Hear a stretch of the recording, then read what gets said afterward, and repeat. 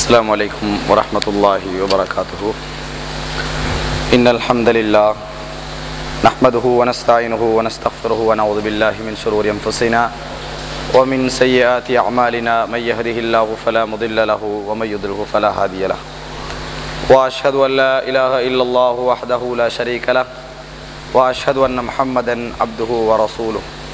فإن أصدق الحديث كتاب الله وخير الهدي هدي محمد صلى الله عليه وسلم وشر الأمور محدثاتها وكل محدثة بدعة وكل بدعة ضلالة وكل ضلالة في النار وبعد. அன்புள்ள சகோதரர்களே, சனிதோறும் நடந்து வரக்கூடிய இந்த தொடர் மார்க்க வகுப்பினிலே இந்த வாரம் உள்ளத்தை தூய்மையாக வைத்துக்கொள்ளல் என்ற தலைப்பில் சில முக்கியமான அம்சங்களை ஞாபகப்படுத்தலாம் என்று நினைக்கின்றேன். அன்புள்ள சகோதரர்களே, எங்களை பொறுத்தவரைக்கும் எங்களுடைய இயல்பு, பொதுவாக மனிதனுடைய இயல்பு எப்படி இருக்கிறது என்று சொன்னால், தன் வெளிப்படையான செயல்பாடுகளை சுத்தமாக வைத்துக் கொள்வதில் தான் கூடுதலான கவனத்தை நானோ நீங்களோ செலுத்துகிறோம். மற்றவர்கள் பார்க்கின்ற பொழுது எங்களது நடவடிக்கைகள் அழகாக இருக்க வேண்டும், விமர்சிக்கப்படக்கூடிய அமைப்பில் எங்களது நடவடிக்கைகள் இருக்கக்கூடாது, குற்றம் காணக்கூடிய அமைப்பில் எங்களது நடவடிக்கைகள் இருக்கக்கூடாது, நாங்கள் ஒழுக்கமாக இருக்க வேண்டும், பேணுதலாக இருக்க வேண்டும், பார்க்கின்ற பொழுது நல்லவர் என்று நினைக்கின்ற அமைப்பில் எங்களது அனைத்து செயல்பாடுகளும் இருக்க வேண்டும் என்றுதான் பெரும்பாலும் நானோ நீங்களோ நினைக்கிறோம், வெளிப்படையான செயல்பாடுகள். ஆனால் இதே அளவுக்கு எங்களது உள்ளம் தூய்மையாக இருக்க வேண்டும் என்று நினைப்பது குறைவு. உள்ளத்தை எப்படி செயல்பாடுகளை சுத்தமாக வைத்துக்கொள்ள வேண்டும் என்று நினைக்கிறோமோ, எங்களது நடவடிக்கைகளை சுத்தமாக வைத்துக்கொள்ள வேண்டும் என்று நாங்கள் கவனம் செலுத்துகிறோமோ, அதே அளவுக்கு உள்ளத்தை சுத்தமாக வைத்துக்கொள்ள வேண்டும் என்று கவனம் செலுத்துவது பொதுவாக குறைவு. நாங்கள் செயல்பாடுகளிலே பார்க்கிறோம். இருவரோடு பேசிக்கொண்டிருக்கின்ற பொழுது நான் இப்படி பேசினால் அவர் என்ன நினைப்பார் என்பதற்காக சில விஷயங்களை பேச மாட்டோம். நான் இப்படி பேசாவிட்டால் அவர் என்ன நினைப்பார் என்பதற்காக சில விஷயங்களை பேசுவோம். இப்படி கொடுக்காவிட்டால் அவர் என்ன நினைப்பார் என்பதற்காக கொடுப்போம். இப்படி கொடுத்து விட்டால் அவர் என்ன நினைப்பார் என்பதற்காக கொடுக்காமல் இருப்போம். இது பெரும்பாலும் வெளிப்படையான செயல்பாடுகளை சுத்தப்படுத்துவதில் தான் எங்களது கவனம் இருக்கிறது என்பதை காட்டுகிறது. இதே அளவுக்கு இவரை பற்றி நான் தவறாக நினைத்திருக்கிறேனே, இதை நான் சுத்தப்படுத்த வேண்டுமே, மாற்ற வேண்டுமே என்று நினைப்பது கிடையாது. உள்ளத்திலே இவரை பற்றி நான் தவறாக நினைத்திருக்கிறேனே, இவரை பற்றி நான் பொறாமைப்படுகிறேனே, இவரை பற்றிய குரோத எண்ணங்கள் எனக்கு இருக்கிறதே, எனது உள்ளத்திலே மற்றவனை விட நான் கொஞ்சம் பெரியவன் என்ற பெருமைத்தனம் அடிமனதிலே இருக்கிறதே, எனக்கு எல்லாம் தெரியும் என்கின்ற தன்மை எனக்கு அடிமனதிலே இருக்கிறதே, நான் தான் இந்த ஊரிலே கூடுதலாக தர்மம் செய்கின்றவன் என்ற எண்ணம் எனக்கு இருக்கிறதே, இதை தூய்மைப்படுத்த வேண்டும் என்று நினைப்பது குறைவு. அப்படி இருக்கக்கூடாது என்ற எண்ணம் இருக்கிறது. ஆனால் அவைகளை எனது உள்ளத்தை விட்டே இல்லாமலாக்க வேண்டும், எனது உள்ளம் வெள்ளை மனமாக இருக்க வேண்டும், எனது உள்ளம் தூய்மையாக இருக்க வேண்டும் என்று நினைப்பதை குறைவு. நாங்கள் எங்களது வாழ்க்கையிலே, இது சும்மா உதாரணத்திற்காக சொல்லவில்லை, நல்ல முறையில் யோசித்து பார்ப்பீர்கள் என்றால், எங்கள் செயல்பாடுகளை நல்ல முறையில் சுத்தப்படுத்துகின்ற அளவுக்கு உள்ளத்தை சுத்தப்படுத்த வேண்டும் என்று நினைப்பது குறைவு. உள்ளத்தை சுத்தப்படுத்த வேண்டும் என்று நினைப்பது குறைவு. செயல்பாடுகளை அழகுபடுத்துவதிலும் செயல்பாடுகளை சுத்தப்படுத்துவதிலும் தான் எங்களது கூடுதலான கவனம் இருப்பதை நாங்கள் பார்க்கலாம். மற்றவர்கள் எங்களை பற்றி நல்லாக நினைக்க வேண்டும் என்கின்ற அமைப்பில் நடந்து கொள்ள முயற்சிப்போம். சில பொழுதுகளில் எங்களையும் மீறி பெருமையான வார்த்தை வந்துவிடும். எங்களையும் மீறி உள்ளத்தில் இருந்து சில பெருமையான வார்த்தைகள் வாயால் வந்துவிடும். வீட்டுக்கு போய் யோசிப்போம், பெருமையாக பேசிவிட்டேனே, என்ன நினைத்திருப்பார் என்று யோசித்து அதை எப்படியாவது என்னை இப்படி நினைத்து விட்டாரே என்பதை இல்லாமலாக்க முயற்சிப்போம். இன்னொரு சந்தர்ப்பம் கிடைத்தால், அன்றைக்கு நான் அப்படி பேசியிருக்க மாட்டேன், அது மாதிரி குணமே என்கிட்ட இல்லை, ஏதோ அப்படி நடந்ததுனால் நான் பேசினேன் என்று சொல்லுவாரே ஒழிய, அட இப்படி பேசுவதற்கு எனக்கு உள்ளத்தில் எங்கிருந்து வந்தது, எனக்கேன் இப்படி ஒரு எண்ணம் இருக்கிறது, இந்த தன்மை என்னிடத்திலிருந்து இல்லாமல் போக வேண்டும் என்பதற்கான முயற்சிகள் எடுப்பது குறைவு. இந்த உள்ளத்தை விட்டே போக வேண்டும், இன்னொரு முறை இதே வார்த்தை இது போன்று எனக்கு வரக்கூடாது, இன்னொரு முறை இதே வார்த்தை இது போன்று வரக்கூடாது என்று மாற்ற முனைவது குறைவு. செயல்பாடுகள் மற்றவன் தவறாக நினைத்துவிடக் கூடாது என்பதற்காகத்தான் நிறைய கவனத்தை செலுத்துகிறோம். கூடுதலாக நீங்கள் எடுத்து பாருங்கள், படிப்பான வாழ்க்கையாக இருந்தாலும் சரி, குடும்ப வாழ்க்கையாக இருந்தாலும் சரி, சமூக வாழ்க்கையாக இருந்தாலும் சரி, வியாபார வாழ்க்கையாக இருந்தாலும் சரி, எப்பொழுது என்னை தவறாக நினைப்பான் என்கின்ற எண்ணத்தில் தான் சில செயல்களை மாற்றுகிறோமே ஒழிய உள்ளத்திலே எங்கள் உள்ளம் தூய்மையாக வேண்டும் என்று மாற்றுவது குறைவு.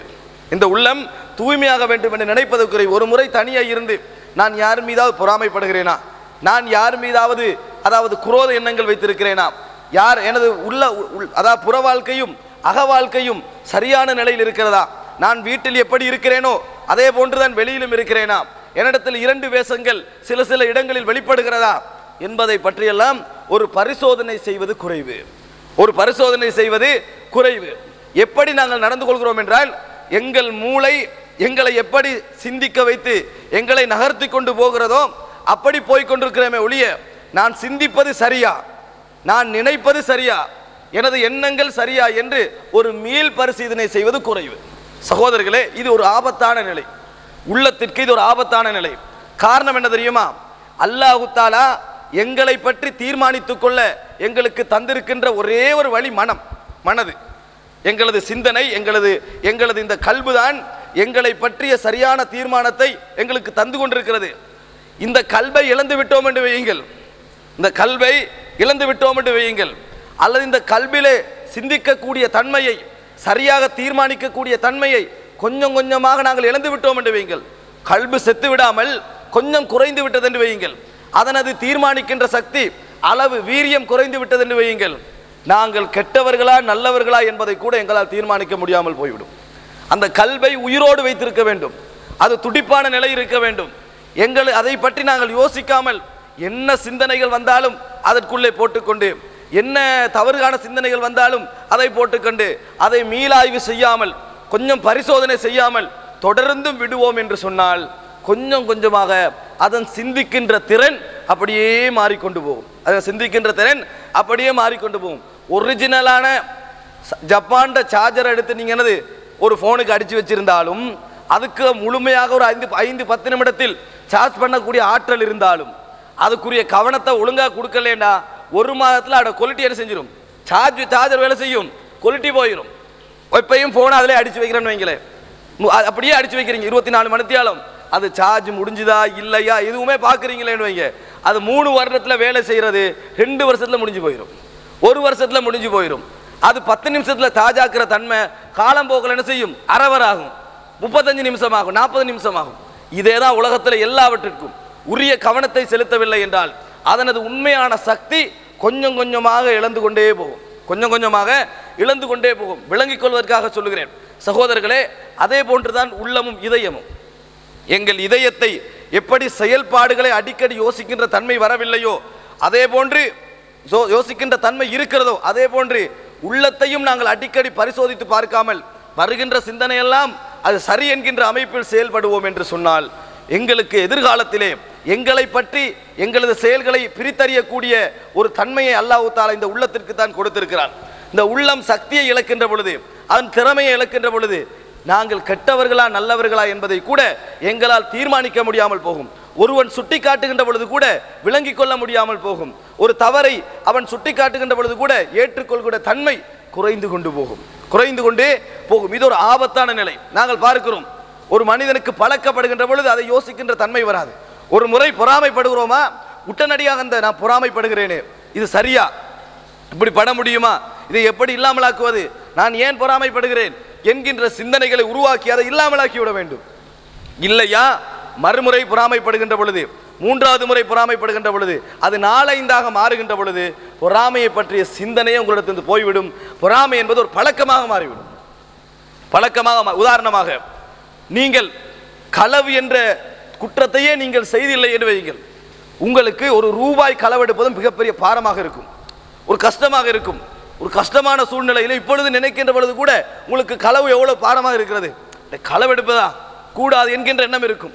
ஆனால் ஏதோ அத்தியாவசிய தேவைக்காக ஒரு 10 ரூபாய் நீங்கள் எடுக்கின்ற பொழுது உங்கள் உள்ளம் பாடுபடும். 10 ரூபாய் எடுக்கிறேனே, இன்னொருத்தண்ட சல்லிதானே என்றெல்லாம் யோசிக்கும்.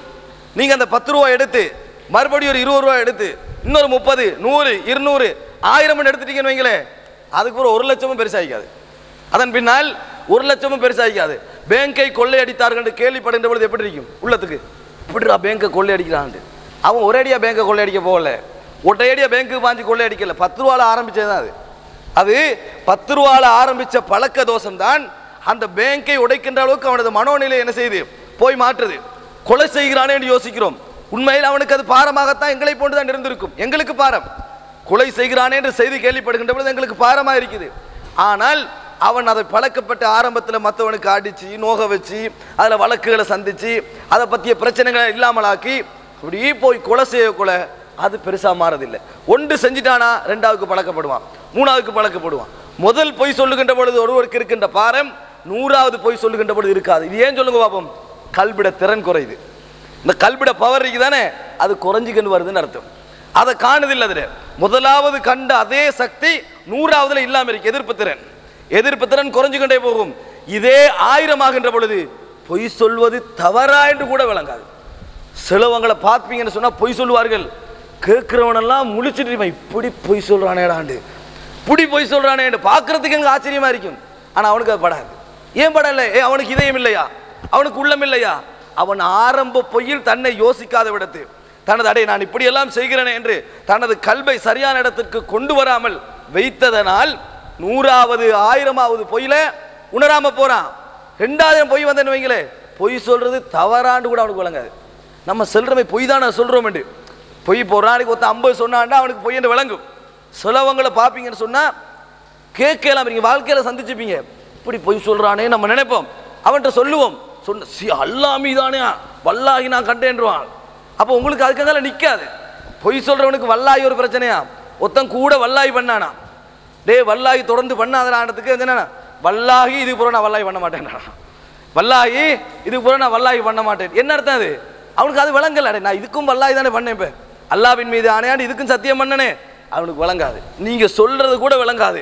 சகோதரர்களே, இந்த நிலையை பற்றி குர்ஆன் கூடுதலாக பேசுகிறது. மனோநிலை இருக்குதானே, உங்களையே நீங்க தீர்மானிக்கிறதுக்கு தந்த ஒரு பெரிய அற்புதம் இந்த உள்ளம். மூளை செத்து போனா பைத்தியாரனுக்கு போய் உங்களுக்கு அட்வைஸ் பண்ணலுமா? இயலாது. இதே மாதிரி தான் உள்ளம் செத்து போய்விட்டால், உங்களுக்கு நல்லது கெட்டது என்று பிரித்தறிவிக்கக்கூடிய அந்த உள்ளம் செத்து போய்விட்டால் அல்லது அவருடைய வீரியம் குறைந்து விட்டால் அல்லாஹ் காப்பாற்ற வேண்டும். எங்களது செயற்பாடுகளை கூட எங்களுக்கு தீர்மானிக்க முடியாமல் இருக்கும். எங்களது செயல்பாடுகளை கூட எங்களுக்கு தீர்மானிக்க முடியாமல் இருக்கும். சில வீடுகள் நாங்கள் கேள்விப்படுவோம், மனைவி அடிப்பார்கள், வீதியோரத்துக்கு மனைவி கத்தி கொண்டு வருவா. எங்களோட கல் பார்க்கின்ற பொழுது எங்களுக்கு பரிதாபமா இருக்கும். நாங்க நினைப்போம் இப்படி இருக்கிறானே என்று. அப்படி இருக்கிறானே என்று கவலைப்படணும். எங்களது உள்ளத்தை அல்லாஹு தாலா அந்த வீரியத்தை சேர்த்து வச்சுக்கிறானே, அதுக்கு நன்றி செலுத்தணும். அதை எங்கள்கிட்ட அல்லாஹ்க்கு எடுக்கலாம், எங்களிடமிருந்தும் எங்கள் அல்லாஹ்வுக்கு எடுக்கலாம். சகோதரர்களை, சில பிரதேசங்களில் மனிதனை வெட்டி சாப்பிடுகின்றவர்கள், அண்மையில் சவுதி அரேபியாவில் உங்களுக்கு தெரியும், பிலிப்பைன்ஸ்கார பாகிஸ்தான்காரனை வெட்டி தின்றது சாப்பிட்டது இந்த 2-3 மாசத்துக்குள்ள. அப்படி நாங்கள் இப்படி அவன் தின்றான், அவனுக்கு உங்களோட மனசு தான் இருக்குது, உங்களுடைய மனது தான், அதே தன்மை தான். அவனுக்கு ஹார்ட்ல ஒரு ஆபரேஷன் பண்ணக்குள்ள அவனுக்கு வித்தியாசமா பண்றது இல்லை. உங்களுக்கு ஆபரேஷன் வந்தா எப்படி பண்ணுவோம் அது மாதிரி தான் அவனுக்கு பண்ண போறது. அவனுடைய தன்மைகளும் அதுதான். உங்களுக்கு எந்த எலக்ட்ரானிக் கருவி வச்சு செக் பண்ணுவானோ அதை வச்சு தான் அவனுக்கு செக் பண்ணுவான்.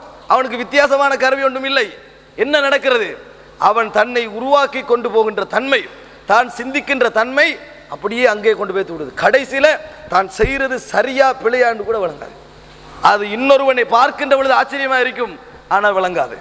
ஆக சகோதரர்களே, இந்த உள்ளம் இருக்கிறதே, அது ஒரு சதைப்பிண்டத்தை போன்று அதற்கு சில தன்மைகளையும் அல்லாஹ் தஆலா கொடுத்து வைத்திருக்கிறான். அந்த தன்மைகளை பாதுகாப்பதும் வளர்த்தெடுப்பதும் மிகவும் அற்புதம். நீங்க பாப்பீங்க, எங்களுக்கு மேல செலவு இருப்பாங்க, நாங்க அதாவது சர்வ சாதாரணமா சில பாவங்களை மனிதன் அடிப்படையில் செஞ்சிருவோம்.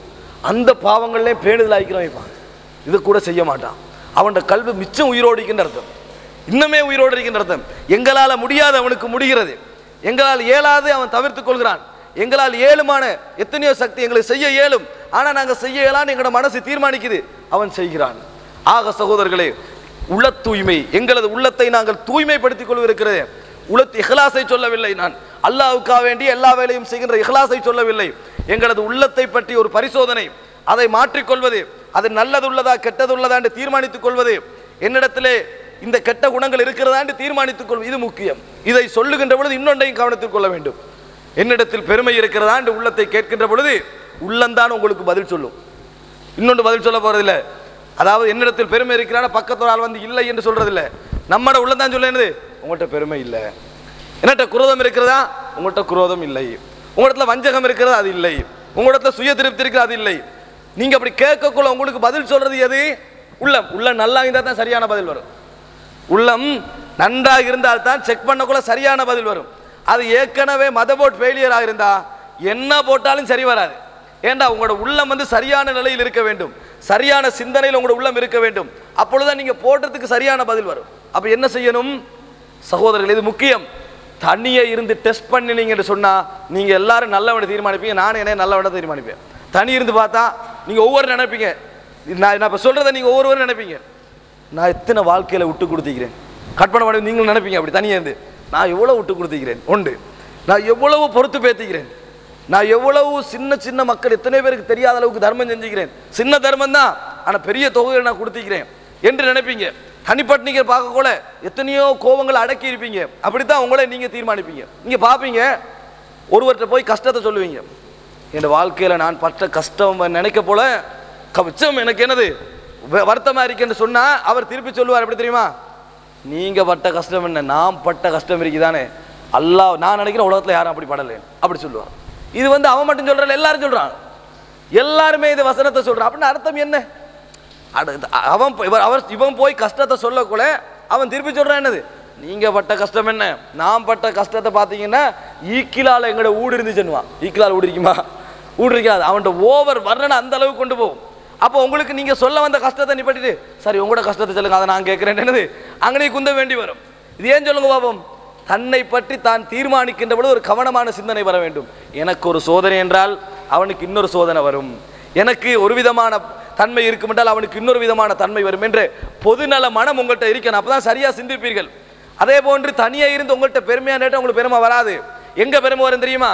நீங்க பேசிட்டு இருக்கிறீங்க, உனக்கு என்ன மூளைக்கான்னு கேட்டால் பெருமை வரும், அங்கனே தான் வரும் பெருமை. நீங்க தனி இருக்க உங்களுக்கு பெருமை வராது. தனி இருக்கக்குள்ள பார்த்தீங்கன்னா நான் எவ்வளவு விட்டு கொடுத்து போறேன்னு நினைப்பீங்க.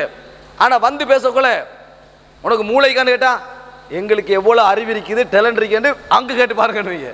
இது என்ன, இது என்னது? மோதக்குள்ள தான் பெருமை மாறுது. நான் எவ்வளவு பொறுமைசாலின்னு நினைப்பீங்க, ஒத்தவங்களை சீண்டி பார்க்கக்குள்ள அவங்க நீங்க பொறுமைசாலியா இல்லைன்னு விளங்கு. நீங்க பொறுமைசாலியா இல்லையா என்பது சீண்டி பார்க்கின்ற பொழுதுதான் நீங்க தீர்மானிக்கணும். குரோதம் உங்களுக்கு வராது.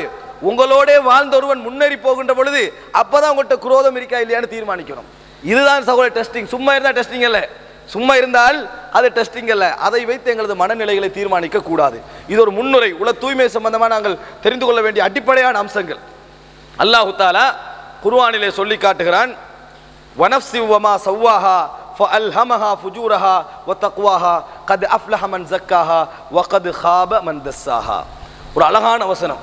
ஒரு பெரிய சமுதாயத்தை, சாலிஹ் அலைஹிஸ்ஸலாத்துடைய சமுதாயத்தை அழித்ததை பற்றி அல்லாஹ் தஆலா சொல்லுகிறான். அழித்ததை பற்றி சொல்லுகின்ற பொழுது அவர்கள் சிர்க் வைத்தார்கள், குஃப்ர் வைத்தார்கள், பிடிவாதம் பிடித்தார்கள் என்றெல்லாம் சொல்லாமல் உள்ளம் தூய்மையாக இருக்கவில்லை என்று சொல்கிறான். அந்த வஷம்சி வதுஹாஹா வல் கமரி இதா தலாஹா என்ற அந்த சூறாவை நீங்கள் ஓதி பார்ப்பீர்கள் என்றால் அவர்களை நான் அழித்ததற்கு காரணம் அவர்கள் குஃப்ர் செய்தார்கள், சிர்க் செய்தார்கள், பிடிவாதத்தோடு இருந்தார்கள், இறைவனுக்கு இணை கற்பித்தார்கள் என்று உண்மையில் அவர்கள் கற்பித்தார்கள். அதை அல்லாஹு தஆலா சொல்லாமல் என்ன சொல்லுகிறான் தெரியுமா?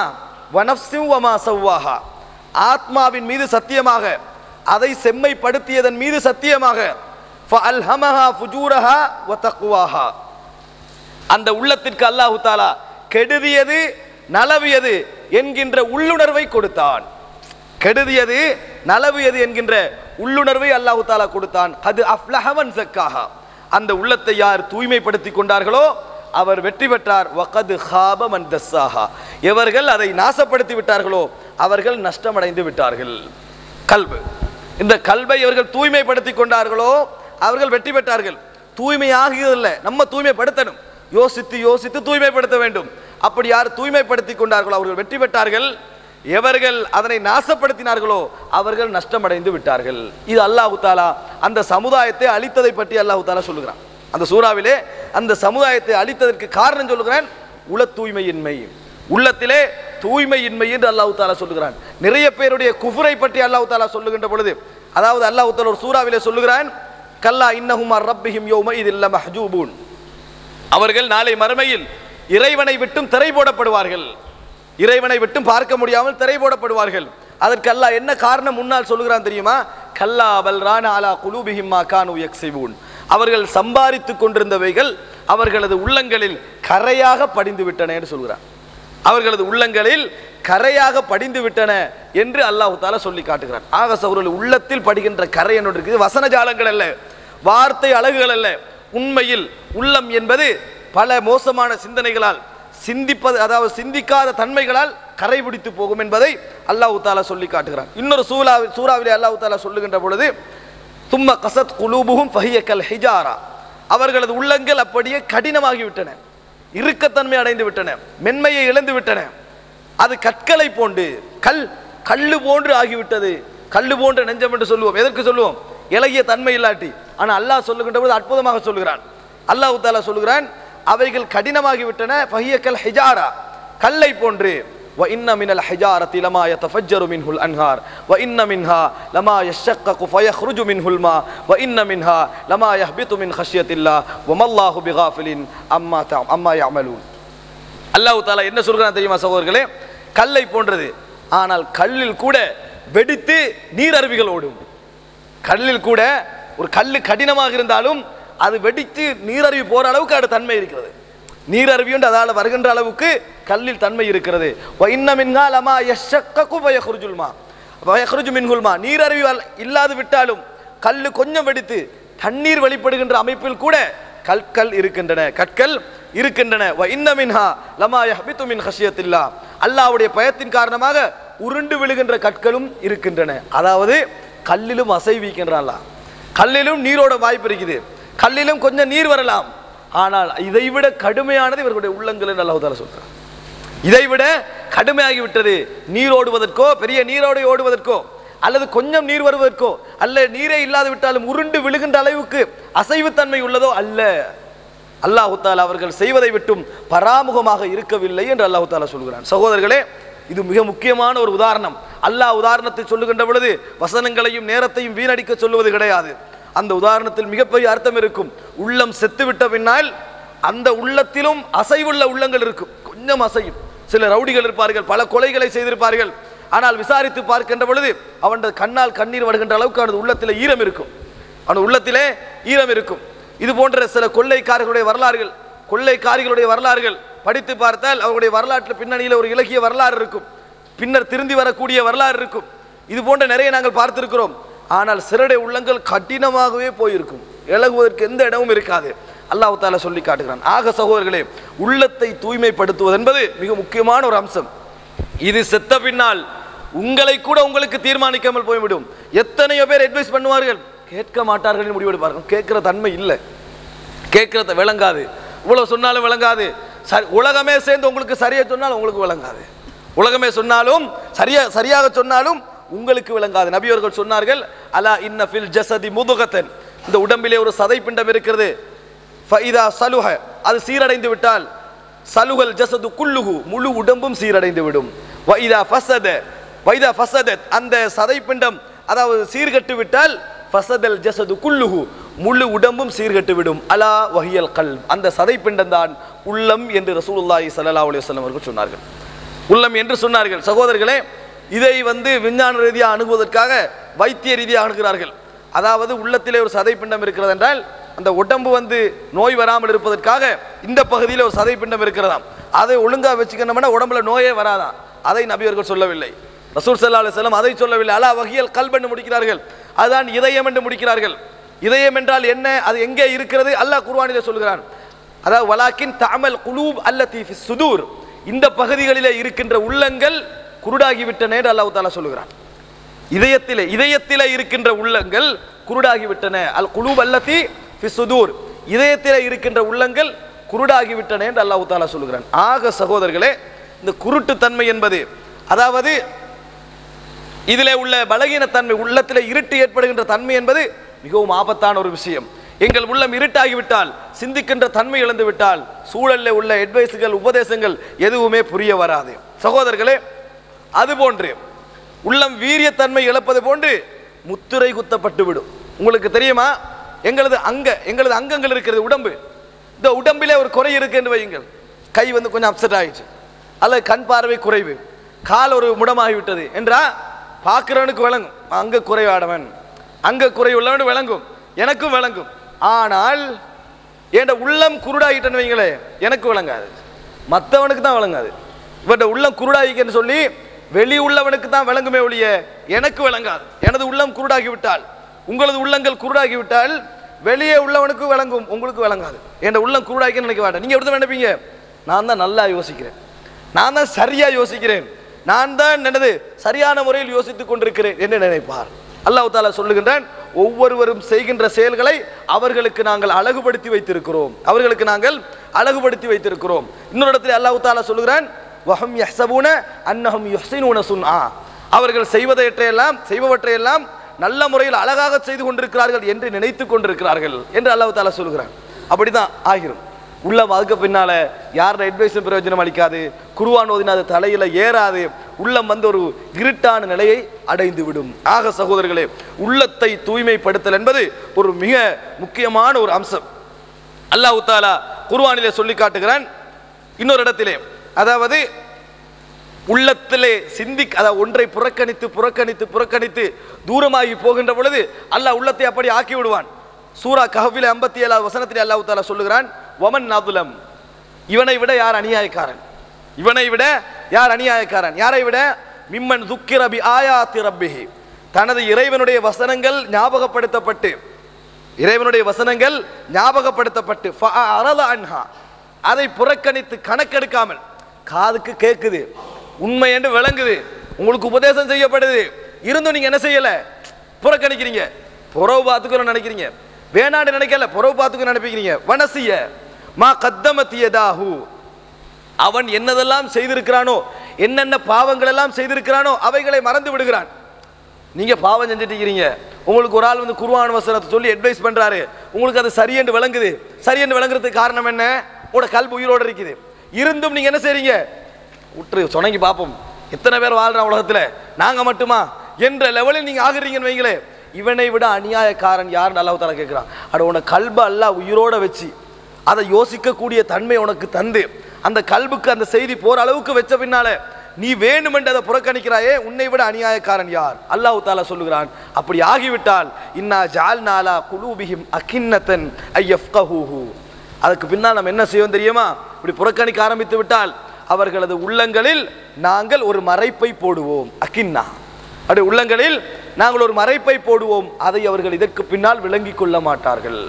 இதற்கு பின்னால் மறுபடி ஓதி காண்பிக்கப்பட்டா அது நீங்க சொல்றதுக்கு சம்பந்தம் இல்லை என்றால், நீங்க ஃபர்ஸ்ட் சரியா விளங்கிச்சு, ஃபர்ஸ்ட் ஒழுங்கா விளங்கிச்சு, ரெண்டாவது சொல்லப்பட்ட என்ன சொல்லுவான், அதுக்கு நீங்க சொல்றது சம்பந்தம் இல்லை, இது கூடாதுன்றே இல்லை, நான் செய்யறது சரிதான் என்ற லெவலுக்கு ஆகிவிடும்.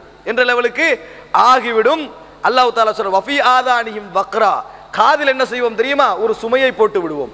கேட்கும் காது வந்து என்ன செய்யும்? காது கேட்கும், ஆனால் இது சரியான இடத்துக்கு போய் சேராது. அல்லாஹ் தஆலா சொல்லுகிறான், ஒன்றை கிடைத்து இந்த உள்ளம் உயிரோடு இருக்கின்ற பொழுது ஒரு செய்தி கிடைத்து அதை புரிந்து கொள்ளக்கூடிய தன்மை இருந்து நாங்கள் யோசிக்கவில்லை என்றால், புறக்கணித்து விட்டால் என்ன நடக்கும் தெரியுமா? உள்ளத்துல அல்லாஹ் தஆலா திரைகளை போடுவான். ஏற்கனவே இருந்த தன்மை அந்த உள்ளம் இழந்துடும். ஆரம்பத்தில் கொடுத்திருந்தா பயன்படுத்தல, அந்த உள்ளம் என்ன செய்யும்? இழந்து விடும். காதில் ஒரு சுமையை போடுவான், கேட்டாலும் கேட்காத மாதிரி ஆகிவிடுவான். அல்லாஹ் தஆலா சொல்லுகிறான், வஇன் ததுஹும் இலல் ஹுதா, எனவே நீங்கள் அவர்களை நேர்வழியின் பக்கம் அழைத்தால் ஃபலையஹ்தது இதன் அபதா, இதற்கு பின்னால் அவர்கள் ஒரு காலமும் நேர்வழி பெற மாட்டார்கள். சகோதரர்களே, இது நாங்கள் யோசிக்க வேண்டிய ஒரு வசனம். இது குஃபருக்கும் சொல்லலாம், ஷிர்க்குக்கும் சொல்லலாம், பாவங்களுக்கும் சொல்லலாம், சர்வசாதாரணமாக நாங்கள் புறக்கணித்து விட்டு போகின்ற விஷயத்துக்கும் சொல்லலாம், நாளைக்கு பார்ப்போம் என்று நினைப்பதற்கும் சொல்லலாம்.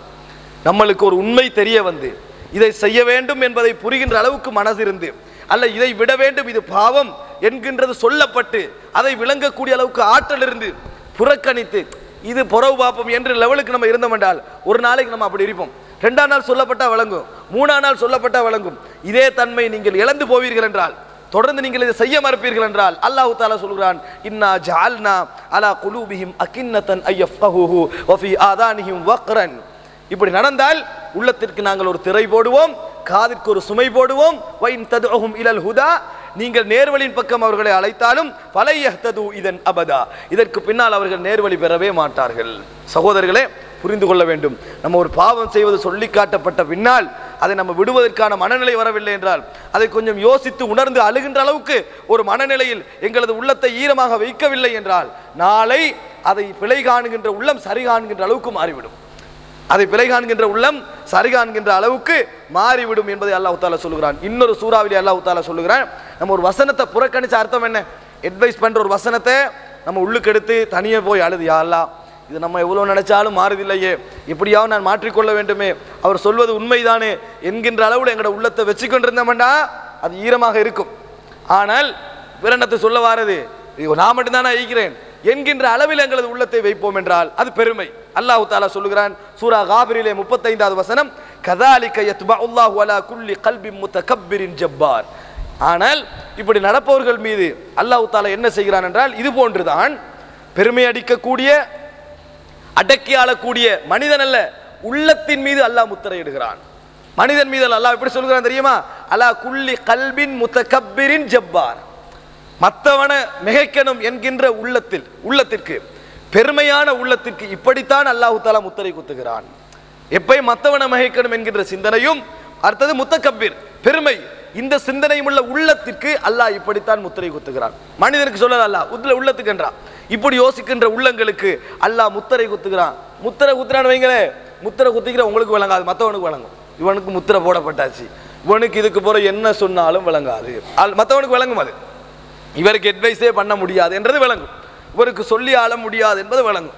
சொல்லி ஆள முடியாதுன்றது என் சொந்த கருத்தை இவர் ஏற்றுக்கொள்ளல எடுத்துக்க வேண்டியதில்லை, மார்க்க விஷயம், அவருடைய பொது எல்லா மக்களும் பிழை காணுகின்ற விஷயம் ஒன்றை அவரால் புரிந்து கொள்ள முடியாமல் இருக்கும். சகோதரர்களே, அல்லாஹ் தஆலா உயிருள்ள உள்ளங்களை பற்றி, இது நான் சொன்னதெல்லாம் உள்ளத்துடைய செத்த நிலையை பற்றி சொன்னேன். இன்னும் அல்லாஹ் தஆலா குர்ஆனிலே உயிருள்ள தன்மைகளை பற்றி சொல்லி காட்டுகிறான். ஒரு உள்ளம் உயிரோடு இருக்கிறது என்றால் அது எப்படி இருக்கும், அவருடைய நிலை என்ன என்பது அல்லாஹ் தஆலா சொல்லுகிறான். சகோதரர்களே, மறுமையிலே மூமினாக வந்தவர் சொர்க்கம் போவார் என்று அல்லாஹ் தஆலா சொல்வதை போன்று இப்படி ஒரு வசனத்தையும் சொல்லுகிறான். யௌம லா யன்ஃபஉ மாலும் வலா பனூன் இல்லா மன் அத்தல்லாஹ பிகல்பின் சலீம். சகோதரர்களே, அல்லாஹ் தஆலா சொல்லுகிறான் சூரா ஷுஆரா 88 89வது வசனம், அன்றைய தினத்தில் எந்த ஒரு சொத்தும் எந்த ஒரு குழந்தைகளும் பிரயோஜனம் அளிக்க மாட்டாது. உங்களுக்கு இருக்கின்ற பிள்ளைகளும் நாளை மறுமையில் பிரயோஜனம் அளிக்காது, எந்த ஒரு சொத்தும் உங்களுக்கு பிரயோஜனம் அளிக்காது. நீங்கள் இந்த வசனத்தை அடிக்கடி கேட்டு பழகினதுனால அது ஒரு பெரிய எஃபெக்டான வசனம் மாதிரி விளங்கல தானே? நானும் அப்படித்தான் யோசிக்கிறேன். பெரிய எஃபெக்டான வசனம் மாதிரி எங்களுக்கு விளங்குது இல்லை. என்ன காரணம் தெரியுமா?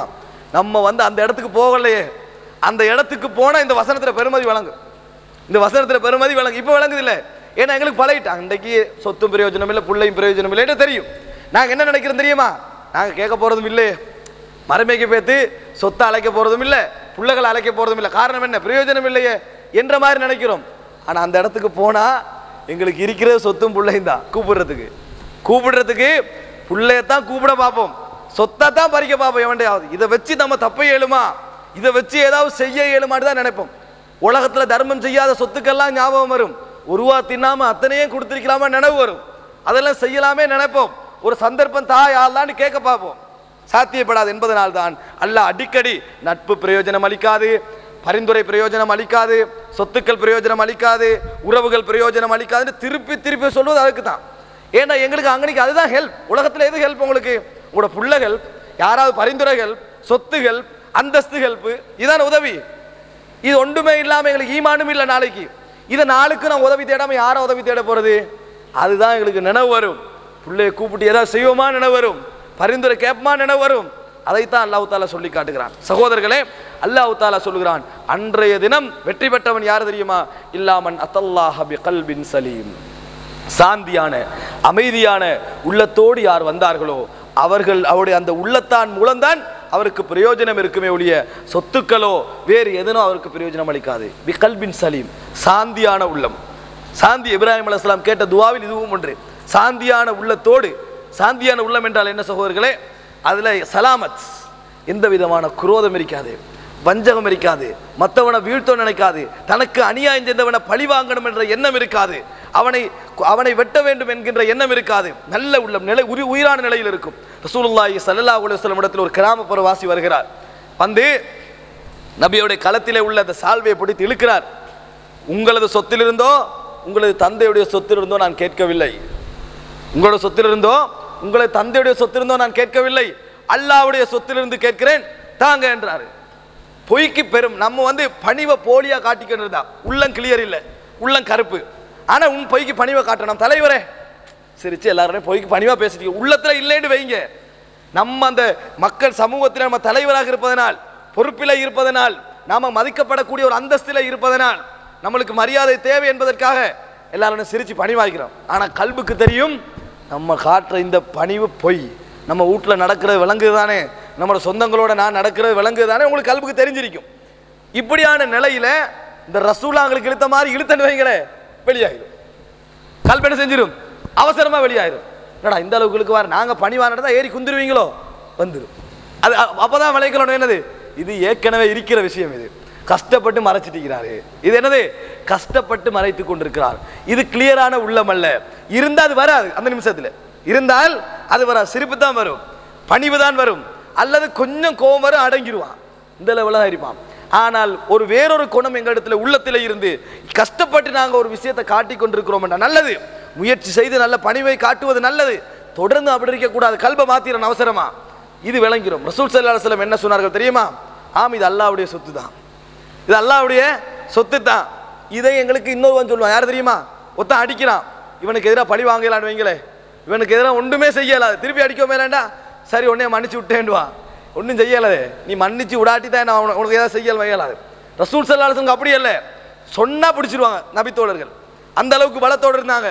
நபி அவர்கள் சிரித்து விட்டு சொன்னார்கள், அல்லாஹ்வுடைய சொத்து தான் என்று சொல்லிவிட்டு சொன்னார்கள், உனக்கு தேவையான அளவுக்கு எடுத்துக்கன்னு சொல்லிட்டு சொன்னாங்க. ஆனால் உனக்கு பழி வாங்குற தண்டனை இருக்கிறது, நீ செஞ்ச வேலைக்கு நீ இப்போ செஞ்சாய் ஒரு வேலை, அதுக்காக வேண்டி என்ன இருக்குது, உனக்கு தண்டனை இருக்கிறது, பழி வாங்கப்படும் பண்றாங்க. அவர் சிரித்துட்டு சொல்றார், அந்த அந்த கிராமப்புறவாசி, நான் கேள்விப்பட்டிருக்கிறேன் நீங்கள் தீமைகளை நல்லதின் மூலம்தான் தடுப்பீர்கள் என்பதை நான் கேள்விப்பட்டிருக்கிறேன். தீங்கு செஞ்சா அதை நல்லதின் மூலம் தான் என்ன செய்வீர்கள், தடுப்பீர்கள் என்று நான் கேள்விப்பட்டிருக்கிறேன் என்று சொன்ன உடனே ரசூலுல்லாஹி ஸல்லல்லாஹு அலைஹி வஸல்லம் சிரித்தார்கள் என்ற செய்தியை பார்க்கிறோம். அவருக்கு விளங்குது, நான் செஞ்சது தீமை தானே, ரசூலா பழி வாங்கினது தீமைக்கு தீமை என்ற அர்த்தம், நீங்கள் தீமையை நன்மையின் மூலம் தான் தடுப்பீர்கள் நான் கேள்விப்பட்டிருக்கிறேன் என்றாரு. நபி அவர்கள் சிரித்தார்கள், நபி அவர்கள் சிரித்தார்கள். சகோதரர்களே, இந்த சிரிப்பிற்கு தானே இது எந்த நிமிஷமும் வராது, உண்மை இல்லைண்டா எந்த நிமிஷமும் வராது. பொய்க்கு எங்களோட உள்ளத்துல சிரிப்பு காட்டிக்கிறோம்டா சிரிப்பு ஸ்டைலே வேற தான் வரும். என்ன அவ்வளோ எங்களை வேற மாதிரி நினச்சிட்டீங்களோ, இப்படியே போனீங்கன்னா நான் இதே ஏதோ நம்ம நன்மையால தீமையை தடுக்கிறோம்ட்டு டெய்லி இப்படி செஞ்சிருவீங்களே, உனக்கு அடிதான் இது. நம்ம அது என்னது, கல்புக்குள்ள வேற எது இருந்தால் அப்படி தான் வரும், சரியா இருந்தால் சரியா வரும், பணிவாக இருக்கும். அந்த இயல்பான தன்மை நபி அவர்கள் சொன்னார்கள்.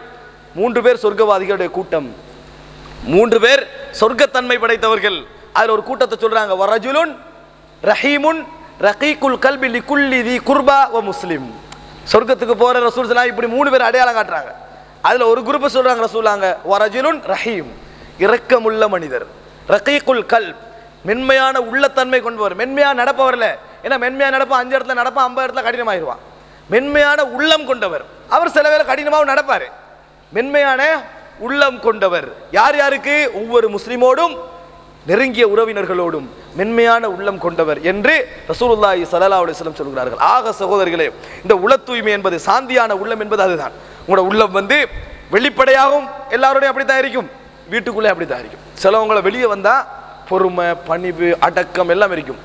அப்படி வீட்டு வாசலுக்கு வந்த உடனே கூட்டாளி மாறலாம் அனுப்பிடுவார். ஏன், குணம் மாறப்போகுதுன்னு அர்த்தம்.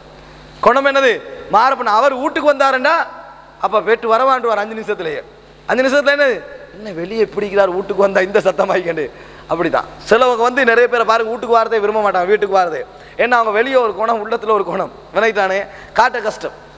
ரசூலுல்லாஹி ஸல்லல்லாஹு அலைஹி வஸல்லம் அவருடைய ரகசிய வாழ்க்கை, உள் வாழ்க்கை எப்படி இருந்தது என்று உம்மு சுலைம் ரலியல்லாஹு அன்ஹா நினைக்கிறேன் அவர்கிட்ட கேட்கப்படுகிறது.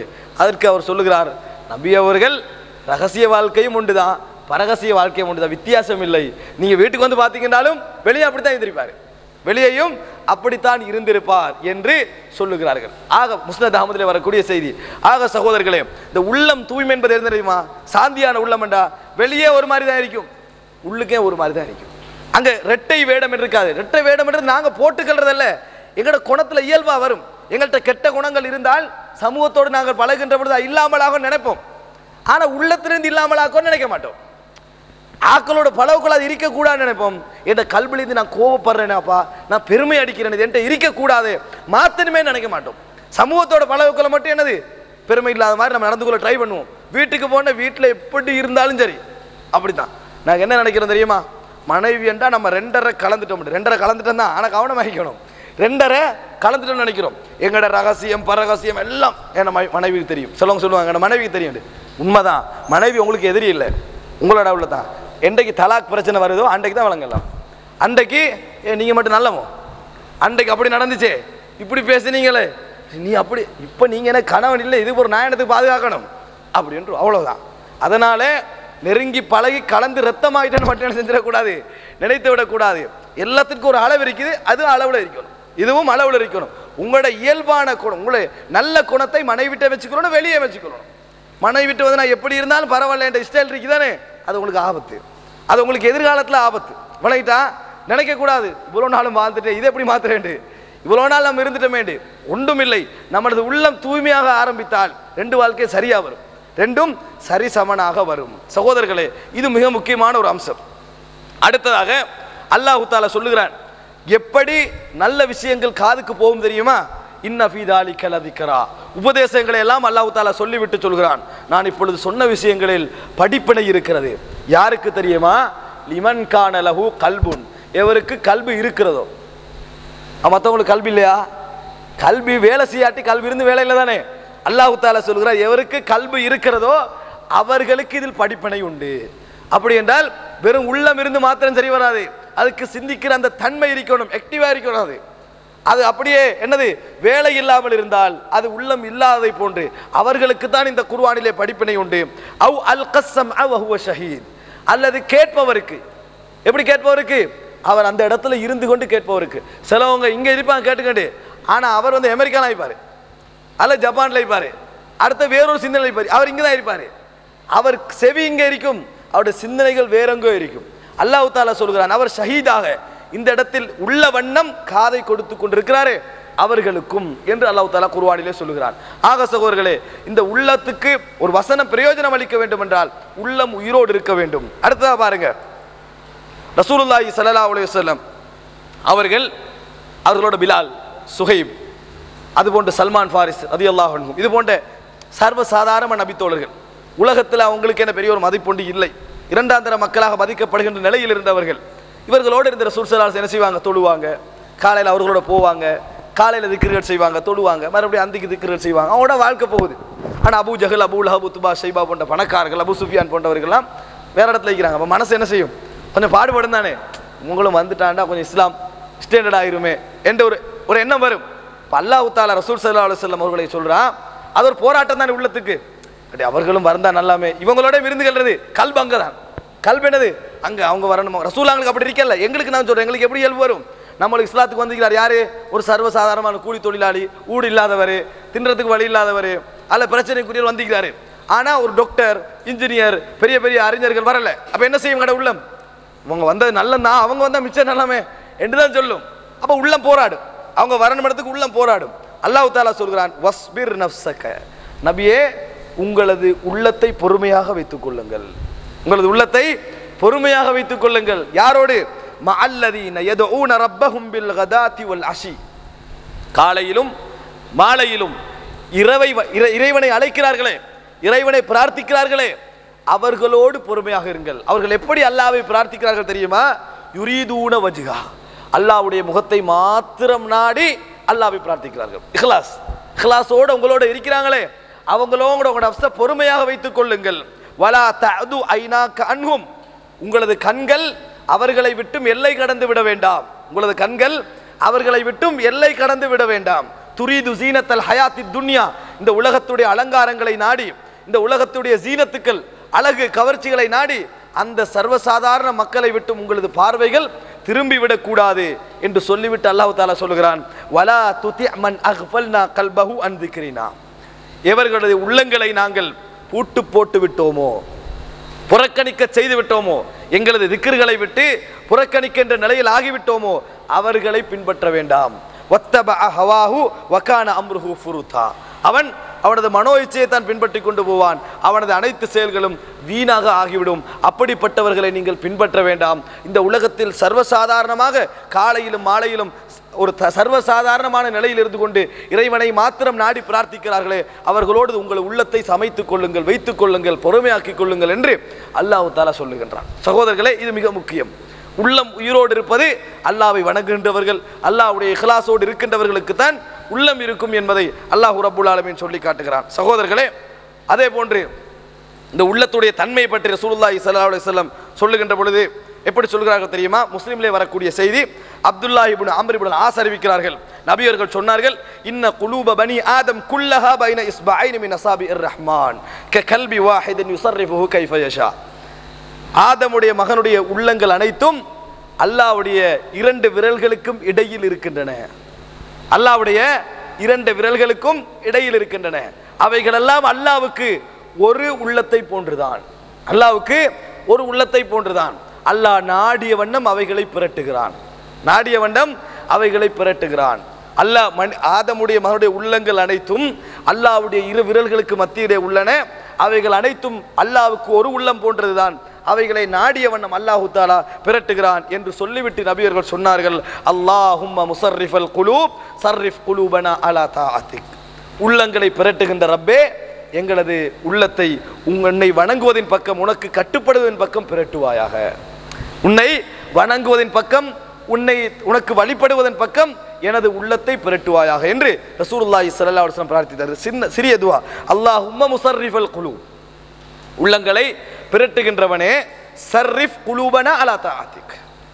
அல்லாஹும்ம முஸர்ரிஃபல் குலூப், உள்ளங்களை பிரட்டுகின்றவனே, சர்ரிஃப் குலூபனா, எங்களது உள்ளங்களை பிரட்டுவாயாக, அலா தாஅத்திக், எதன் பக்கம்? உன்னை வழிபடுவதன் பக்கம்.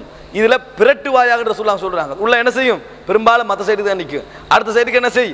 யா அல்லாஹ் பிரட்டி வை என்று சொல்லி ரசூலுல்லாஹி ஸல்லல்லாஹு அலைஹி வஸல்லம் பிரார்த்தித்தார்கள் என்ற செய்தியை பார்க்கிறோம். இதே கருத்திலே ஒரு குர்ஆன் வசனம் வருகிறது. சூரா அன்ஃபால் 24வது வசனம், வஅலமு, அறிந்து கொள்ளுங்கள், அன்னல்லாஹ யஹூலு பைனல் மர்இ வ கல்பிஹி, அல்லாஹ் தஆலா ஒரு மனிதனுக்கும் அவனது இதயத்திற்கும் இடையால் வருகிறான். இடையால் வருகிறான். அல்லாஹ் வாரதல்ல, யஹூலு, அல்லாஹ் தஆலா அங்க என்ன செய்றான்? இடையில இருக்கிறான். மனிதனுக்கும் அவனுடைய உள்ளத்துக்கும் என்னதான் இவனுக்கு சிந்தனை பெருசா இருந்தாலும் உள்ளத்தை தூரமாக்குறது, அவனுக்கும் உள்ளத்துக்கு இடையில அல்லாஹ் நிற்கிறான். அல்லாஹ் நினைத்தது போன்று என்ன செய்வான்? அந்த உள்ளத்தை பிரட்டுவான். வஅன்னஹு இலைஹி துஹ்ஷரூன், அல்லாஹ் தஆலா சொல்லி காட்டுகிறார், அறிந்து கொள்ளுங்கள், நீங்கள் அவன் பக்கமே மீட்டப்படுவீர்கள். சகோதரர்களே, இது நாங்கள் உள்ளத்தை பற்றி தெரிந்து கொள்ள வேண்டிய சில அம்சங்கள், கட்டாயம் அமைந்து கொள்ள வேண்டிய சில விஷயங்கள். அதனால் தான் சொல்லிக் கொண்டிருக்கிறேன், உள்ளத்தை பற்றி நல்ல ஒரு பார்வை எங்களிடத்தில் இருக்க வேண்டும். எங்கள் கல்பு உயிரோடு இருக்கிறதா? இப்பொழுது செய்த செயல் சரியா? இது உள்ளத்திற்கு சரியாக இருக்குமா? இந்த உள்ளத்தை நான் நோகடித்து விடுவேனா, சாக வைத்து விடுவேனா என்பதையெல்லாம் அடிக்கடி யோசிக்க வேண்டும். சகோதரர்களே, அல்லாஹ் தஆலா சொல்லி காட்டுகிறான், உள்ளம் உயிரோடு இருந்தால் வரக்கூடிய பிரயோஜனங்களை சொல்லுகிறேன். மா அஸாப மின் முஸீபத்தின் இல்லா பிஇذனில்லாஹ், உங்களுக்கு என்ன சோதனை வந்தாலும் அல்லாஹ்வுடைய அனுமதியோடு தான் வருகிறது. அல்லாஹ்வுக்கு தெரியாமல், அல்லாஹ் எழுதாமல் உங்களுக்கு சோதனை வருவது கிடையாது. சோதனை வந்தா கல்பு எப்படி ஆகும்? சோதனை வந்தா கல்பு வளமையை விட சிந்திக்க ஆரம்பிக்கும். இதனால தான் வந்துச்சோ, அதனால தான் வந்துச்சோ, இவனை பக்கத்தில் வச்சு அதனால வந்துச்சோ, இவனை விட்டோமே அதனால வந்துச்சோ, நம்ம என்னது கூடுதலாக இபாதத்துன்னு போயிட்டோமே அதனால வந்ததோ, நம்ம கடையை மூடி தவான்ட்டு வந்தோமே, சைத்தான் அப்படித்தானே வாருது, அதனால வந்ததோ, இப்படின்ட்டு தடமாறு உள்ளம். என்னடா செய்யறது? இதுக்கு என்ன தீர்வு எடுக்கிறது? இதுக்கு தீர்வு வட்டி தானோ, செக்குக்கு போறது தானோ என்றெல்லாம் சிந்தி தடமாறும். அப்போ உள்ளம் என்ன செய்யாது? முத்துமா இன்னாய்க்காது, சாந்தி ஆயிக்காது. எந்த நிமிஷமும் டென்ஷன், யார் கால் பண்ணாலும் பிஸி. என்னது? கொஞ்சம் பிஸி ஆகிக்கிறேன், 5 மினிட்ஸ் எடுங்கன்னு விளக்கிட்டானே. கொஞ்சம் பிஸி ஆகி செக் பிஸி, கடன் பிஸி, வட்டி பிஸி, சோதனை வந்துட்டு கொஞ்சம் பிஸி ஆகிக்கிறேன், 5 மினிட்ஸ் எடுங்கன்னு. அவருடைய உள்ளம் என்னது? பிஸி ஆயிரும். மனைவி பேசுவா, இன்றைக்கு பேச்சே இல்லை, நாளைக்கு தான் இல்லை. புள்ள பேசும், நாளைக்கு தான் இல்லை.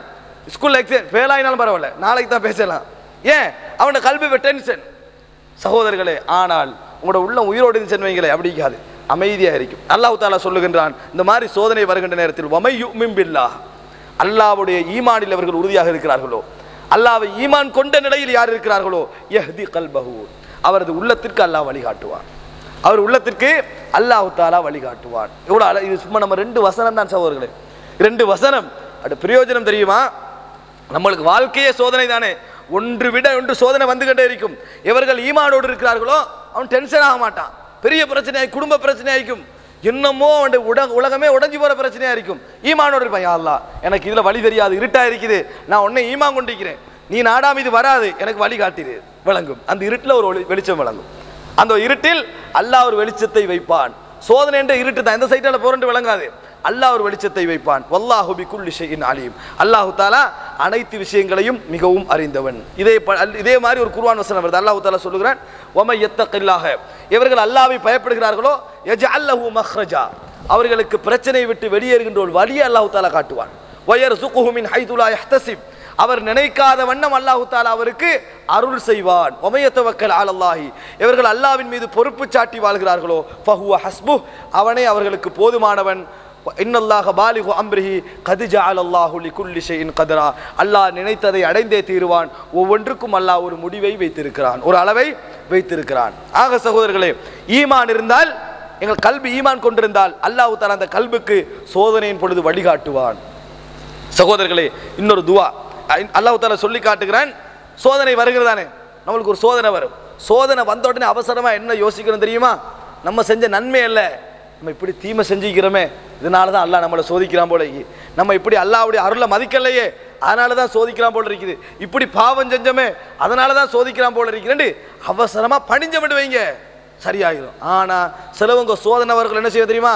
இந்த மாதிரி 1000 சோதனை நாங்கள் பார்த்திக்கிறோம். எப்படி இந்த மாதிரி 1000 சோதனையை பார்த்துக்க எப்படி முடிச்சு காட்டுன்னு பாருங்க. அது வழங்க என்னத்துக்கு சோதனை வந்து ஞாபகம் இல்லை, என்னத்துக்கு சோதனை வந்து ஞாபகம் இல்லை. அவர் அதை மிகைக்கிறதுல டேலண்ட்லாம் இருப்பார். நான் பிஸ்னஸ் உருண்டு பிறண்ட ஆள் அப்படின்னு சொல்லுவாங்க பாருங்க. சொல்லுவாங்க பெரியோர் நஷ்டம் வந்துடும், 10 லட்சம் அடிபட்டு போயிடும், அட யோசி உருண்டு பிறண்டால் பாரு எப்படி சுத்தி வாரேன்னு சொல்லி அப்படின்டுவா. மார்க்கெட்டே வீழ்ந்து பிஸ்னஸே வீழ்ந்துட்டு இருக்கும், இவர் டேலண்ட் பேசுவார், முடிச்சு. இப்போ வந்து அந்த அல்லாஹ் சோதனை கொடுத்ததுல பிரயோஜனம் இல்லை. அல்லாஹ் சோதனை ஏன் கொடுக்குறான் தெரியுமா? திருந்தி வரட்டும், யோசிக்கட்டும், தவறுகளை பரீட்சித்து பார்க்கட்டும், அதுக்கு தான் கொடுக்குறான். இவன் யோசிக்கலைன்னு வைங்களே பிரயோஜனம் இல்லை. அல்லாஹ் தஆலா சொல்லுகிறான், ஃபலவுலா இஸ் ஜாஅஹும் பஅசுனா தலர்ரவு, எங்கட சோதனைகளும் கஷ்டங்களும் வருகின்ற பொழுது அவங்க பணிஞ்சிருக்கலாமே, அவர்கள் பணிஞ்சிருக்கலாமே, குனிஞ்சிருக்கலாமே, அடே நம்ம செஞ்சிட்டோமே பிள்ளை, இதனால தான் நம்மளுக்கு வருவது வேண்டு பணிந்து போயிருக்கலாமே என்று அல்லாஹ் தஆலா சொல்லுகிறான். வலாக்கின், என்றாலும் அப்படி பணியாயத்துக்கு என்ன காரணம் தெரியுமா? கசத் குலூபுஹும், உள்ளம் வந்து கடினமாகிவிட்டது, உள்ளங்கள் கடினமாகிவிட்டன. வஸய்யன லஹுமுஷ் ஷைத்தானு மா கானூ யஅமலூன், அவர்கள் செய்கின்ற விஷயங்கள் எல்லாம் ஷைத்தான் அவர்களுக்கு அழகாக காட்டிவிட்டான். இதனால் எந்த சோதனை வந்தாலும் பிரயோஜனம் இல்லை. ஃபிரௌனை திருத்துறதுக்கு அல்லாஹ் என்ன கொடுத்தான் தெரியுமா? அவன் திருந்தி வரணும் என்றதுக்காக வேண்டி அவன்ட அளவுல அல்லாஹ் சோதனையை கொடுத்தான். அல்லாஹ் தஆலா சொல்லுகிறான், அவர்களுக்கு நாங்கள் தவளைகளை அனுப்பினோம். தவளைகளை அனுப்பின என்னது? திண்ண இயலாது, படுக்க இயலாது, இருக்க இயலாது, பேச இயலாது, தவளை தான். எங்க போனாலும் என்னது? தவளை நிறைஞ்ச ஒரு ஏரியாவாக அதை மாத்தினான்லாம். அவரால் நிம்மதியாக இருக்க முடியாது. கும்மல் பேனை அனுப்பினோம் என்று சொல்றான்ல, பேனை எப்போ பார்த்தாலும் அரிப்பு, ஒன்றும் செய்ய இயலாது. அதுபோல நாங்கள் என்ன செஞ்சோம்? அவர்களுக்கு வெட்டுக்கிளியை அனுப்பினோம், இரத்தத்தை அனுப்பினோம், அவர்களுக்கு வெள்ளத்தை அனுப்பினோம். பணியர்ல என்றால் ஃபிரௌனை திருத்துறதுக்கு சோதனைகள் நிறைய கொடுத்தோம். ஒன்று வரக்குள்ள மூசாவே யாயுஹ சாஹிர், ஏ சூரிய அந்த சூனியக்காரனே உங்களுடைய இறைவனை பிரார்த்தியுங்கள். அப்படிதான் கூப்பிட்டதான் அப்படி ஸ்டைல். சூனியக்காரனே உங்களோட இறைவனோட நீங்க செஞ்ச ஒப்பந்தத்தை வச்சு துவா கேட்டு இதை இல்லாமல் ஆக்குங்க, நாங்கள் திருந்தி வந்துருவோம். அல்லாஹ் தஆலா திருந்துருவான் தானே, சந்தர்ப்பத்தை கொடுப்பான், மறுபடி மீடுவான். 5 கொடுத்து அல்லாஹ் சொல்ற தொடர்ந்து சோதனைகளை கொடுத்தோம். பணியவில்லை என்றான் அல்லாஹ், பணியவில்லை. ஃபிரௌனுக்கும் அல்லாஹ் கொடுக்குற மாதிரி நம்ம செய்கிற தவறுகளுக்காக வேண்டி சோதனைகள் வரும். பெரிய நஷ்டங்களில் போய் விழுவோம், அடிபட்டு போவோம், எல்லாம் போனதுண்டு ஆகிவிடும். மனைவியை எதிர்க்கிற லெவலுக்கு ஆகும், குடும்பம் எதிர்க்கிற லெவலுக்கு ஏதாவது நடக்கும். அவசரமாக யால நான் செஞ்ச பாவம், நான் செஞ்ச தவறுகளுக்கு நீ என்னை சோதிக்கிறாய், நான் அதை தேடி கண்டுபிடிக்கிறேன், அந்த பாவங்களை விட்டுடுறேன், நான் எந்த தவறும் செய்யலையே. நிறைய பேர் பாருங்க பேசினா என்ன தவறு செய்கிறேன், 2-3 நாள் தொழாமல் இருந்திப்பேன், அடுத்து கொஞ்சம் படம் பார்த்திப்பேன், அவ்வளோதான். பெருசாக நான் செஞ்ச தவறுன்னு எனக்கு எதுவுமே ஞாபகம் இல்லை. இப்படி கொஞ்சம் பேர் பேசுகிறாங்க. இந்த ஆக்கட்டை போய் எப்படி தவற சொல்கிறது என்ன ஒரு அப்படி தான் சொல்கிறாங்க. நான் வந்து ஒரு பிஸ்னஸில் 2 பொய் பேசியிருப்பேன், 2 எண்ணி வச்சு பொய் பேசுகிற மாதிரி 2 பொய் பேசியிருப்பேன். அடுத்து என்னது கொஞ்சம் 2 படம் பார்த்துருப்பேன். இதை தவிர அல்ஹம்துலில்லாஹ் மற்றவண்ட ஊர்பலாய் காலத்தில் என்கிட்ட இல்லவே இல்லை, என்கிட்ட பிறப்பிலே இல்லை. அது பொய்யா இல்லையா சொல்கிறது? 100க்கு 100 இந்த பொய். ஒன்னே நீ தூய்மை, அப்படி தான் இருக்கட்டுமே, ஒன்னே நீயே தூய்மைப்படுத்துகிறாய். இந்த மாதிரி ஆக்களுக்கு வேலை செய்யாது. சோதனை வருகின்ற நேரத்தில் நான் ஒரு பாவி. நிறைய அறிஞர்களுடைய புத்தகங்களை பார்க்குறோம், எழுதக்குள்ள எப்படி தெரியுமா எழுதுவாங்க? நான் இந்த புத்தகத்தை உபதேசமாக எழுதுகிறேன், எழுதுகின்ற இந்த நேரம் எனக்கு தெரியும் உலகத்திலே என்னை விட பாவம் செய்தவர்கள் யாரும் இருக்க முடியாது, என்னை விட பாவம் செய்தவர்கள் யாரும் இருக்க முடியாது. சில புத்தகங்களை பார்ப்போம், எப்படி தெரியுமா? நல்லவர்கள் மாத்திரம்தான் உபதேசம் செய்ய வேண்டும் என்றிருந்தால் நல்லவர்கள் மாத்திரம்தான் உபதேசம் செய்ய வேண்டும் என்றிருந்தால் நபிமார்களை தவிர வேறு யாரும் உபதேசித்திருக்க மாட்டார்கள். ஆகையால் தான் நானும் உபதேசம் செய்கிறேன், இவ்வளவு பாவங்கள் என்னிடத்தில் இருந்தும் என்ற புத்தகங்கள தலைப்புகளை பார்க்கிறோம். ஏன்? பணிவு. ஒரு மனித தவாது இருக்கணும். நான் எங்க ஒசக்க போனாலும் சரி, நம்மகிட்ட ஒரு பெரிய பலகீனம் இருக்கும். நீங்க நினைக்கிறீங்க தொழுது நோம்பு பிடிச்சி சக்காத்து கொடுத்து நன்மையெல்லாம் லொட்டா போக நம்ம சொர்க்கம் வேண்டு பெருமையில சேர்த்து அடிச்சுட்டு போய்த்துறோம். பெருமையில சின்ன பெருமை வரும், எல்லாம் சேர்ந்து போய்த்துரும். ஒருத்தன் ஒன்றுமே செய்ய பாவியாவே இருப்பான், பணிவு இருக்குமா அவன்கிட்ட, யால நான் பாவம் செய்யறேனே, இதை இல்லாம ஆக்கணுமே, யார் ஏசினாலும் அவன் என்னமா செய்வான், ஏன்னாப்பா தொழுவுரா இல்லை, தொழுவுரில் திருத்திக்கொள்ளணும் தான் அப்படியே நினைப்பான். இவன் திருந்திவான் அவசரமா, இவன் கடைசி திருந்திடுவான். எப்பயுமே பெரிய ஆளா இருப்பாரு, தொழு நோம்பு பிடி அப்படியே இருப்பாரு, இவன் நல்லா தான் இருப்பாரு, பெருமை வந்துடும். கவனமா இருக்கணும் சகோதரர்களே, சைத்தான் எங்க பெறட்டுவான்னு தெரியாது. ஆக எதை வச்சு நம்ம ஏமாந்துடப்பட, நம்ம நிறைய பாவம் செஞ்சிருக்கிறோம் என்ற எண்ணம் நம்மிடத்தில் இருக்க வேண்டும். அதனால தான் அல்லாஹ் தஆலா சொல்லுகிறான், எங்களுடைய சோதனை வந்தவுடன் தளர்றாவோ பணிந்திருக்கலாமே, அப்படி இருந்த நம்ம அதுக்கு அருள் செய்திருப்போம் என்ற கருத்தில் சொல்லுகிறான். ஆனால் நம்முடைய உள்ளங்கள் கடினமாகிவிட்டது, அவர்கள் செய்கின்றவற்றை சைத்தான் அவர்களுக்கு அழகாக்கி விட்டான் என்று சொல்லுகிறான். எந்த சோதனையிலையும் பிரயோஜனம் இல்லை. நபி அவர்கள் கேட்டார்கள், அல்லாஹ் பெரிய அற்புதத்தை காட்டு, பெரிய அற்புதத்தை காட்டு, ஏன் என்ன மக்கள் திருந்திருவாங்களே, பெரிய அற்புதம் மட்டும் பார்த்தா திருந்திருவாங்க. அல்லாஹ் என்னமா சொன்னா, அற்புதம் காட்டுறேன், ஆனா அதுக்கு பிறகு ஈமாங்கொள்ளாட்டி அழிச்சுவேன், அதுக்கு பிறகு ஈமாங்கொள்ளா அழிச்சுவேன், அதுக்கு பிறகு வேலை இல்லையே. பெரிய அற்புதத்தை காட்டி ஈமாங்கொள்ளாட்டி வேலை இல்லை. ரசூலாங்க வானான்ட்டான், ரசூலாங்க வானாம், அவ்வளோ இறக்க ரசூலாங்க, நான் சோதனை படுறேன், நான் என்ன செய்கிறேன், சோதனைக்குள்ளாகிறேன், வேண்டாம் என்று ரசூலுல்லாஹி ஸல்லல்லாஹு அலைஹி வஸல்லம் சொன்னார்கள். சகோதரர்கள், இது முக்கியம், உள்ளம் உயிரோடு இருப்பதற்கு மிக முக்கியம். சகோதரர்களை, ரசூலுல்லாஹி ஸல்லல்லாஹு அலைஹி வஸல்லம் சொல்கிறார்கள், அவர்களது உள்ளத்திலே ஏற்படுகின்ற மாற்றத்தை சொல்கிறார்கள். முஸ்லிமிலே வரக்கூடிய செய்தி 7033 அகர் அல் முஸ்னி என்று சொல்லக்கூடிய ஒரு நபித்தோழர் அறிவிக்கிறார்கள்.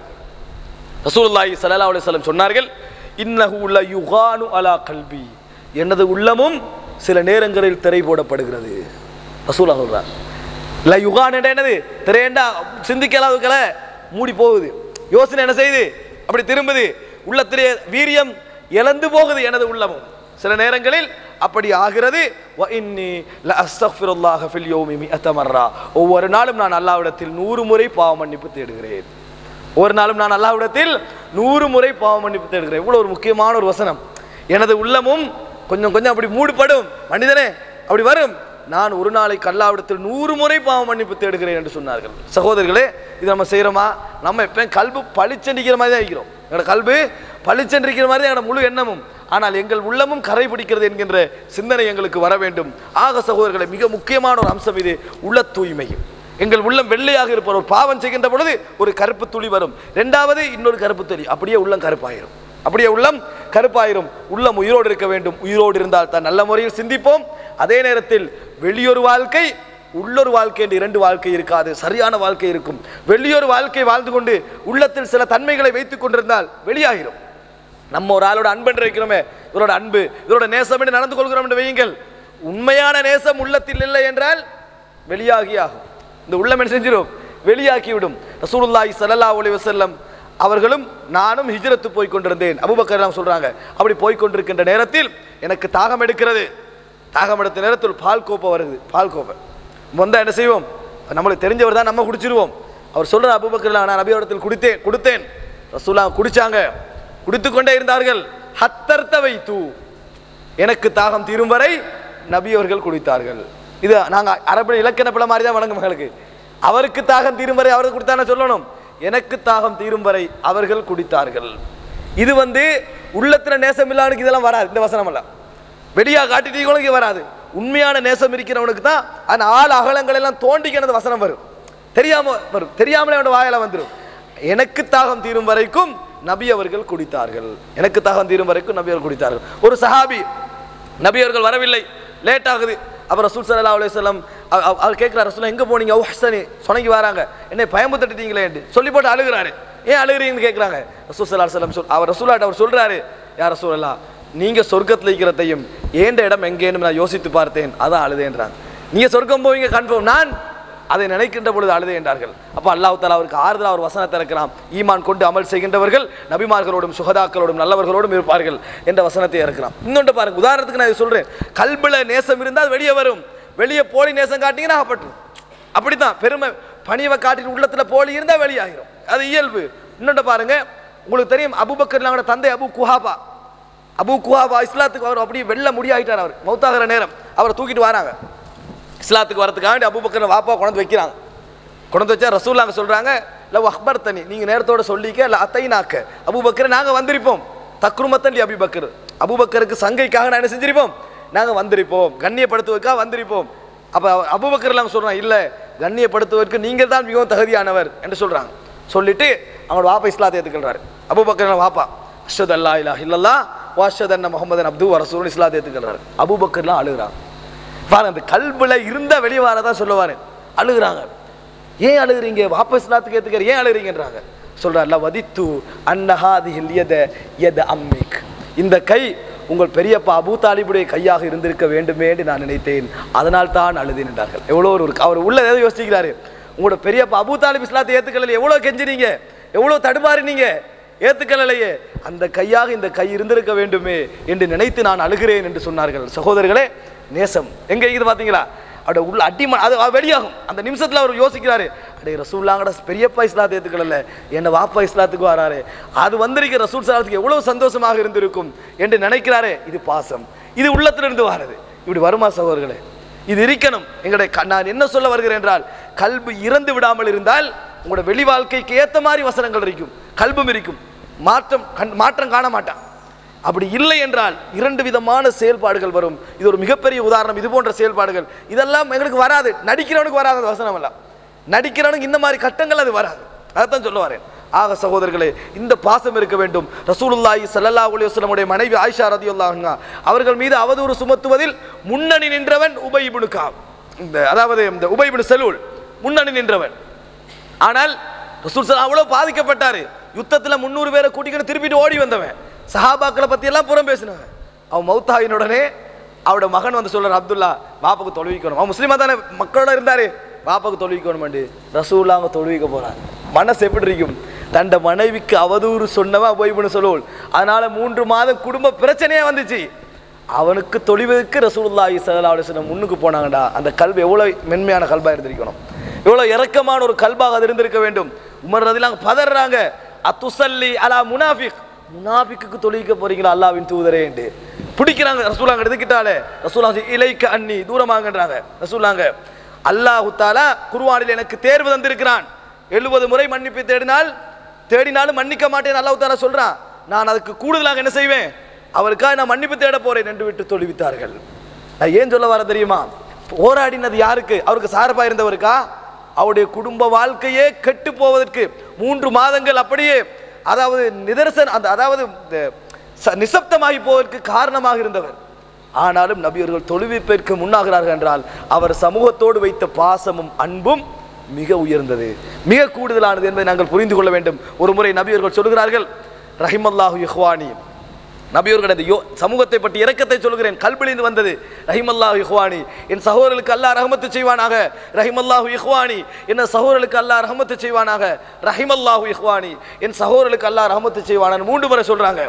சஹாபாக்கள் கேட்கிற, அலஸ்னா இஹ்வானுக்கு யா ரசூலுல்லாஹ், நாங்கள் உங்களது சகோதரர்கள் இல்லையா, நாங்கள் உங்களோட சகோதரர்கள் இல்லையா? ரசூலுல்லாஹ் சொன்ன, பல் அன்தும் அஸ்ஹாபி, நீங்கள் எனது தோழர்கள், சகோதரர்கள் இல்லை.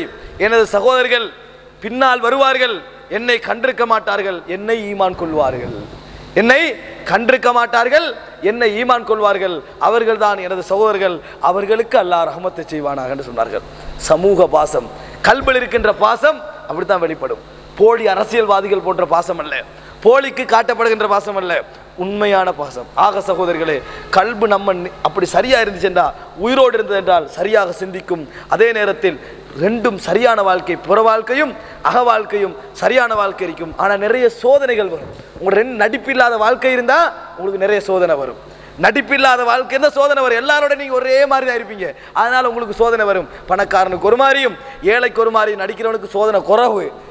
அவர் 2 பேர்ட்டே நல்லவன், ஆனா உங்களுக்கு கூட சோதனை வரும். காரணம் 2 ஒரே மாதிரி போக்குள்ள சோதனை வரும். ஆனா அந்த சோதனை அல்லாஹ் தஆலா நாளை மறுமையில் உங்களுக்கு கூலியாக தருவான். ஆக உள்ளம் சாகாத உயிரோடு உள்ள உள்ளங்களாக அல்லாஹ் தஆலா எனது உங்களது உள்ளத்தை ஆக்கியருள் புரிவானாக. ஹாதா இந்தி வல் இல்மு இந்தல்லாஹ் வ அகூலு கௌலி ஹாதா வ அஸ்தக்ஃபிருல்லாஹ லி வ லக்கும். வஸ்ஸலாமு அலைக்கும் வ ரஹ்மத்துல்லாஹி வ பரகாத்துஹு.